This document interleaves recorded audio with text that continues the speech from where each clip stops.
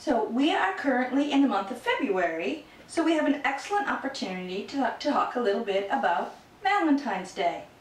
There are many different stories as to why and how this day of celebration started, but just like so many stories that are very, very old, nobody can really prove exactly what happened. And the truth of the matter is that no matter how it may have started, it's grown into a day that people all over the world celebrate with different traditions in many different ways. The purpose of Valentine's Day is to celebrate love and friendship. So instead of telling you how this celebration of love ended up being called Valentine's Day, I'm going to tell you instead the story of Cupid and Psyche. You may or may not understand that many of the celebrations throughout the wheel of the year started out as something much different than what you celebrate today. And really, that's all right. Do you celebrate your birthday the same way each and every year? Or do you change the way you celebrate each year? If you're 16, you're probably not celebrating your birthday the same way you did when you were 8 or even 3. Everything changes all the time, and Valentine's Day is no exception.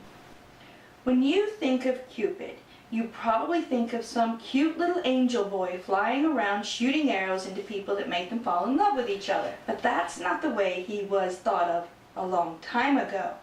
No, he was a full-grown man and very mischievous. We're going to call it that, mischievous.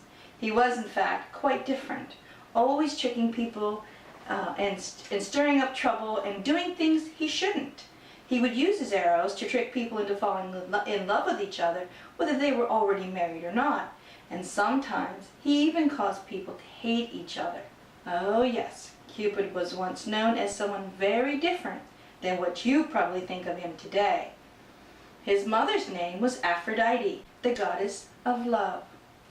When you think of the goddess of love, you probably get a very warm feeling and may even think of how it feels when your own mother hugs you and makes everything all right with the world.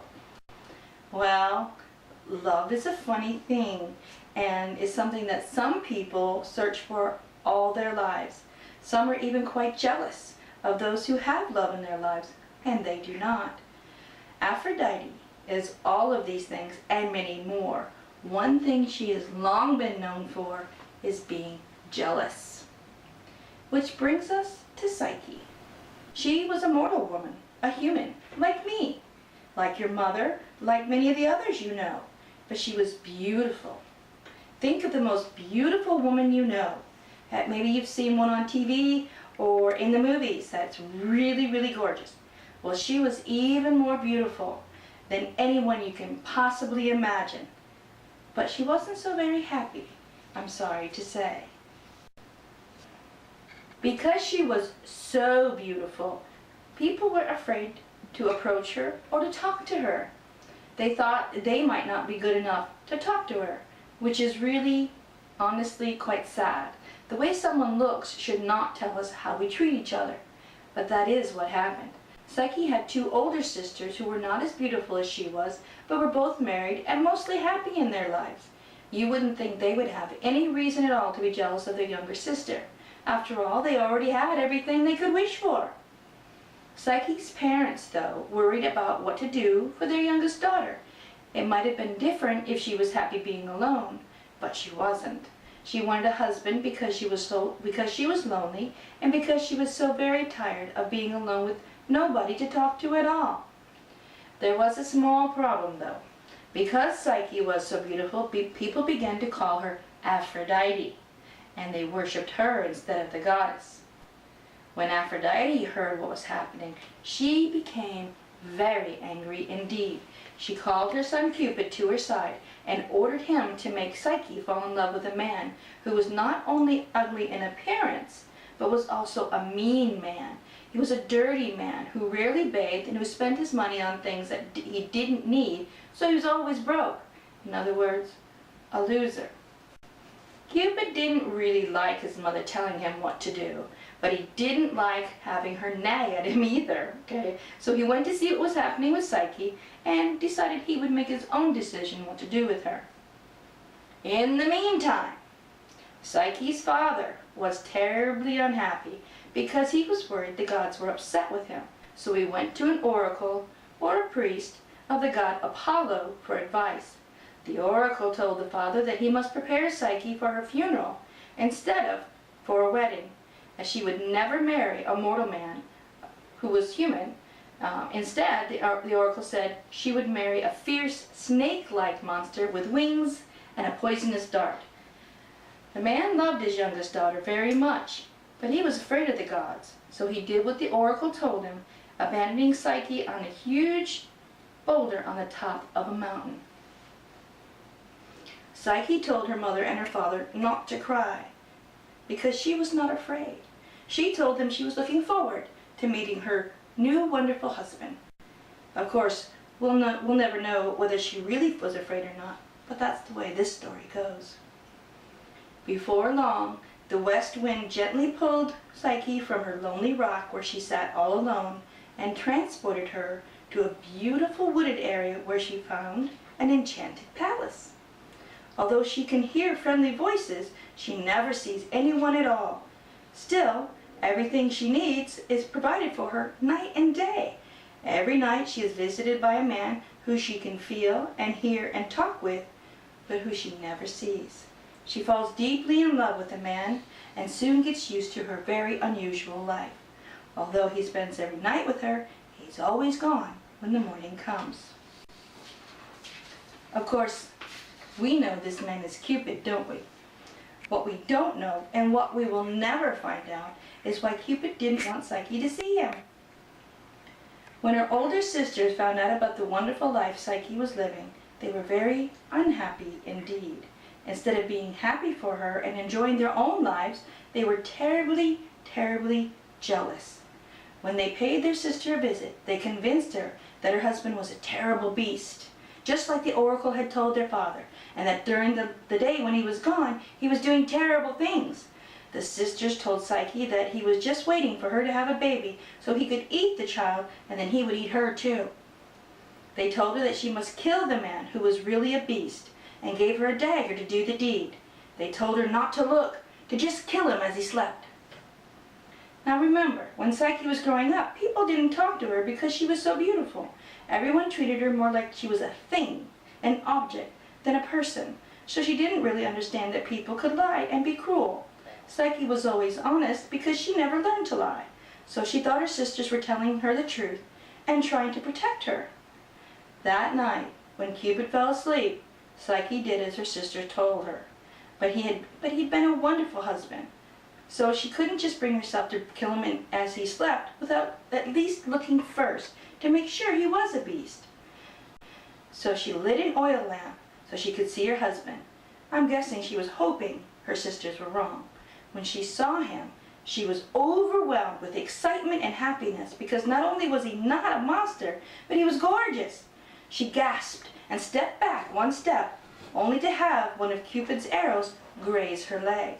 Now she was even more in love with the god than she was before. But when the arrow cut her, she jiggled the oil lamp she was holding and it burned Cupid on the shoulder. He woke up and was very, very angry that Psyche had done exactly what he'd asked her not to do. He told her then that he'd injured himself with one of his own arrows and had fallen madly in love with her, but would not stay with her if he could not trust her. So he left her and went back to his mother, Aphrodite, who laughed at him, saying, "See, I told you humans were no good." But Psyche was well and truly in love with her husband, and not just because of his arrow. And so she searched for him. Her story is really quite a long one, but what I will tell you is that after many trials, she found herself in front of Aphrodite. She begged the goddess of love for another chance, and Aphrodite agreed, but only because she knew she would make it impossible for Psyche to do all the things she set out for her. There were 4 challenges Aphrodite gave Psyche to do to win her favor if she was ever to see Cupid again. Cupid, for his part, was still recovering from the oil lamp burn and his broken heart at being betrayed by Psyche. The first task that Psyche was to do was to separate a huge, we're talking huge pile of wheat, millet, poppy seed, chickpeas, lentils, and beans in a very short amount of time. An ant took pity on her. Angry with Aphrodite's behavior, the ant called hundreds of other ants and got the job done very quickly. The next day, Aphrodite showed the girl a flock of golden sheep in the distance, commanding her to bring her back a tuft, that means a little bit, of the golden wool. These sheep, though, were not like the ones you might think of when you picture a sheep in your mind. No, these were wild beasts with sharp horns and hooves who would have trampled and skewered her.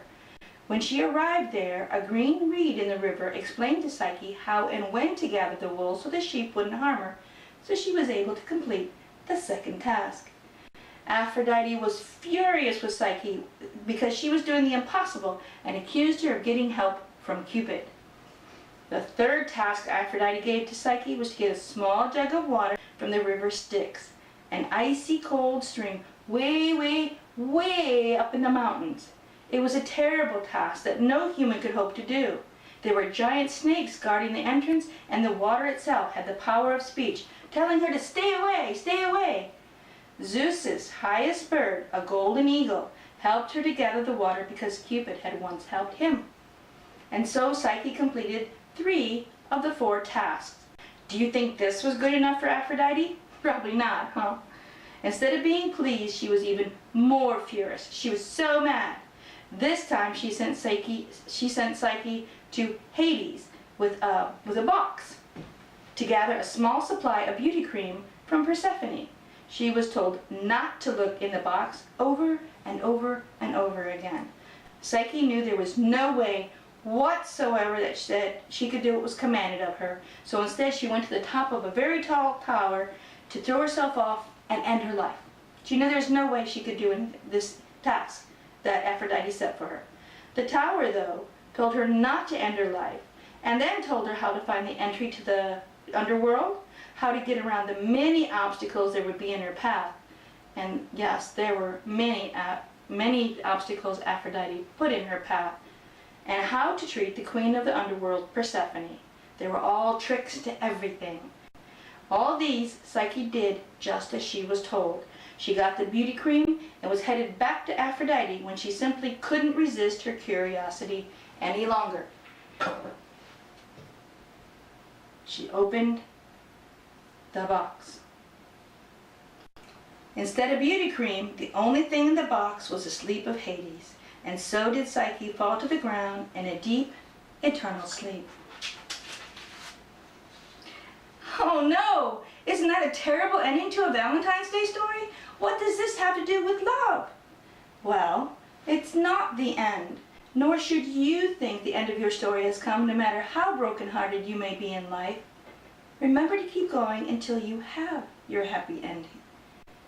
Cupid arrived on the scene because he had finally healed and had to find his lovely wife no matter what had happened between them. He took her to Olympus, where he convinced Zeus, the king of the gods, that his love was true. And so did Zeus give Psyche ambrosia, making her a goddess. Aphrodite and Cupid and Psyche eventually mended all the hurt feelings between them, and Psyche gave birth to a daughter by the name of Pleasure. And so ends our story of Cupid and Psyche. Happy Cupid's Day!